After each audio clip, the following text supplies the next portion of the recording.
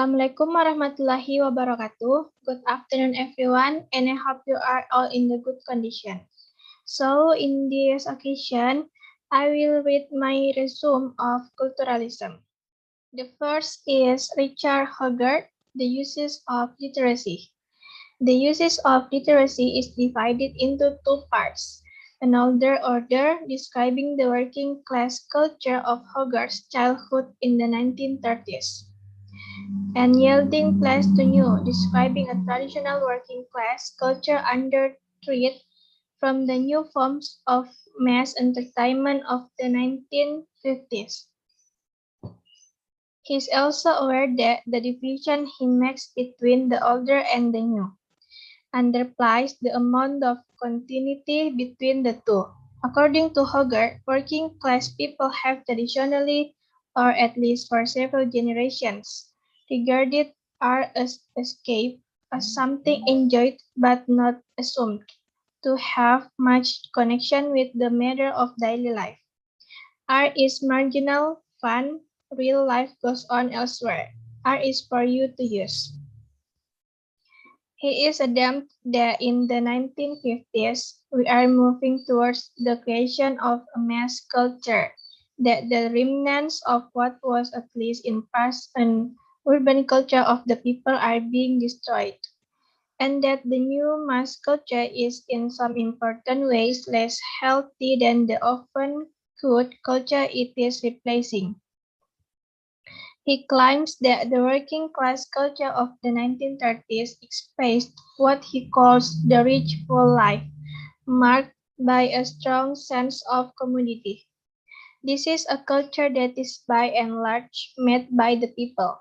The true weakness of this book is its inability to transmit insights from his treatment of 1930s popular culture into his treatment of so-called 1950s mass culture. In the second part of his study, Hogarth turns to considering some features of contemporary life. The self-making aspect of working class culture is mostly kept from view. The popular aesthetic, so important for an understanding of the working class pleasure on show in the 1930s, is now forgotten in the rush to condemn the popular culture of the 1950s. The popular culture of the 1950s, as Hogarth describes it, no longer offers the full possibilities of a rich life. Everything is now too thin and bland. This is a condition in which young people are particularly vulnerable. The popular culture of the 1950s, as described by Hogarth, no longer offers the possibility of a full rich life. Everything is now far too thin and insipid. Again, this reminds us that Hogarth's target is mostly the producers of the commodities from which popular culture is made, and not those who make these commodities or not into popular culture. Hogarth's approach to popular culture has much in common with that of Lefebvreism. Both operate with the idea of cultural decline. Both see education in discrimination as a means to counter the manipulative appeal of mass culture. However, what makes his approach different from Lefebvreism is his attention to detail and above all his clear commitment to working class culture. Next, Raymond Williams, The Analysis of Culture. In The Analysis of Culture, William 2009 outlines the three general categories in the definition of culture. First, there is the ideal, in which culture is a state or process of human perfection in terms of certain absolute or universal values. The rule of cultural analysis using this definition is essentially the discovery and description in lives and works of those values which can be seen to compose a timeless order or to have permanent reference to the universal human condition. Second, There is the documentary record, the surviving texts and practices of a culture. In this definition, culture is the body of intellectual and imaginative work, in which, in a detailed way, human thought and experience are variously recorded. Third, there is the social definition of culture, in which culture is a description of particular way of life. This definition introduces three new ways of thinking about culture. First, the anthropological position, which sees culture as a description of a particular way of life. Second, the proposition that culture expresses certain meanings and values. Third, the claim that the work of cultural analysis should be the clarification of the meanings and values implicit and explicit in a particular way of life or a particular culture. Taken together, the 3 points embodied in the social definition of culture. Culture as a particular way of life. Culture as expression of a particular way of life. And cultural analysis as a method of reconstituting a particular way of life. Establish both the general perspective and the basic procedures of culturalism. In addressing the complex organization of culture as a particular way of life, the purpose of cultural analysis is always to understand what a culture is expressing. The actual experience through which a culture was lived. The important common element, a particular community of experience. In short, it aims to reconstitute what Williams calls the structure of feeling. By structure of feeling, he means the shared values of a particular group, class, or society. The term is used to describe a discursive structure that is a cross between a collective's cultural unconscious and an ideology. The purpose of cultural analysis is to read the structure of feeling through the documentary record, from poems to buildings and dress fashions. The situation is complicated by the fact that culture always exists on three levels. There is the lived culture of a particular time and place, only fully accessible to those living in that time and place. There is the recorded culture of every kind, from art to the most everyday facts, the culture of a period. There is also as the factor connecting lived culture and period cultures, the culture of the selective tradition. The difference between Levicism and Williams in this respect is that Williams does want a common culture, while Levicism simply wants a hierarchical culture of difference and respect. The next, E.P. Thompson, The Making of the English Working Class. The English working class, like any class, is for Thompson a historical phenomenon. Original emphasis. It is not a structure or a category, but the coming together of a number of disparate and seemingly unconnected events, both in the raw material of experience and in consciousness. It is something which in fact happens and can be shown to happen in human relationships. Moreover, class is not a thing. It is always a historical relationship of unity and difference. Uniting one class as against another class or classes. Class is for Thompson then a social and cultural formation arising from processes which can be studied as they work themselves out over a considerable historical period.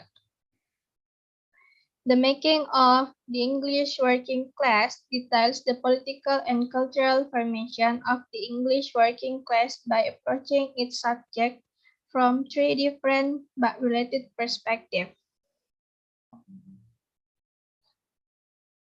First, it reconstructs the political and cultural tradition of English radicalism in the late 18th century, religious dissent, popular discontent, and the influence of the French Revolution.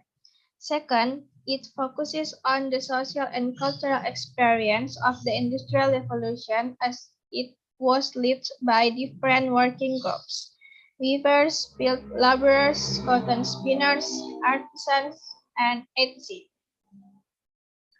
Finally, it analyzes the growth of working class consciousness evidenced in the corresponding growth in a range of political, social, and cultural strongly based and self-conscious of working class institutions. He draws two conclusions from his research. First, when every caution has been made, the outstanding fact of the period between 1790 and 1830 is the formation of the working class. Second, he claims that this was perhaps the most distinguished popular culture England has known. Next, Terhal and Paduano, the popular arts. The main thesis of the popular arts is that, in terms of actual quality, the struggle between what is good and worthwhile and what is should and the best is not a struggle against the modern forms of communication, but a conflict within these media. The book was written against a background of concern about the influence of popular culture in the school classroom.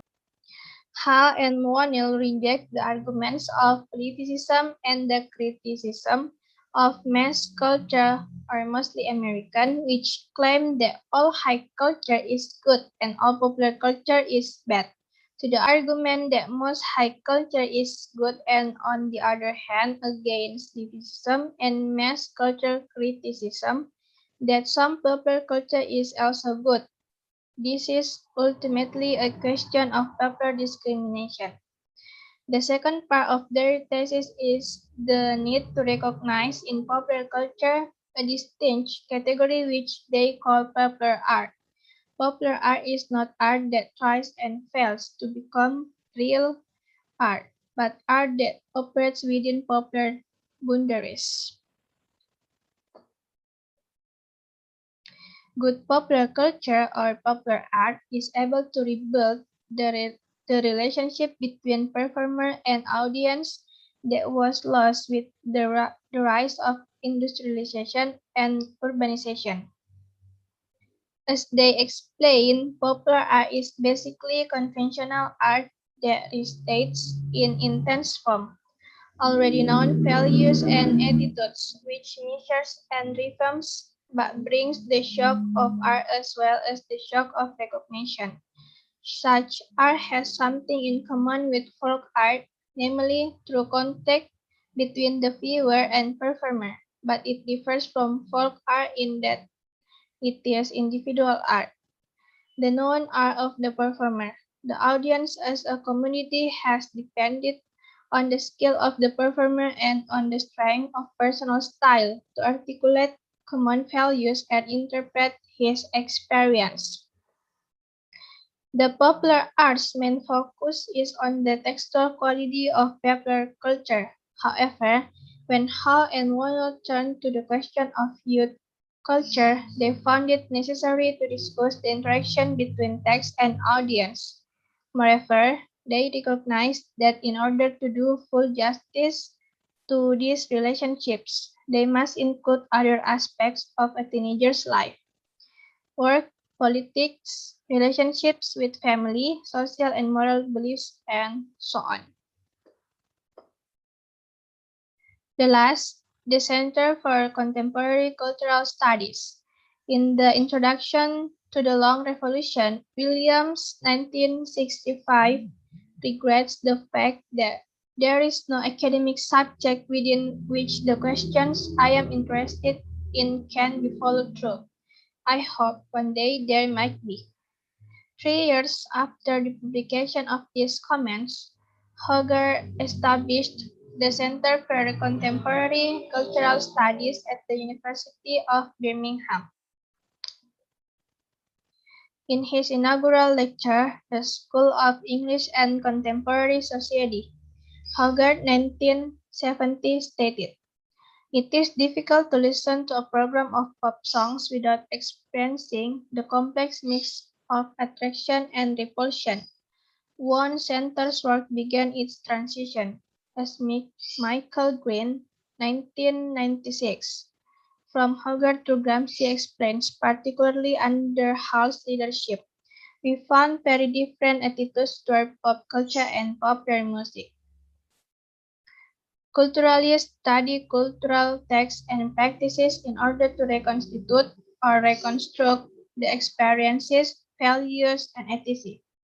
The feeling structures of a particular group or class or an entire society in order to better understand the lives of those who live the culture. Okay, that's all of my resume. I apologize if there are many mistakes. Thank you for your time for watching my video. Assalamualaikum warahmatullahi wabarakatuh.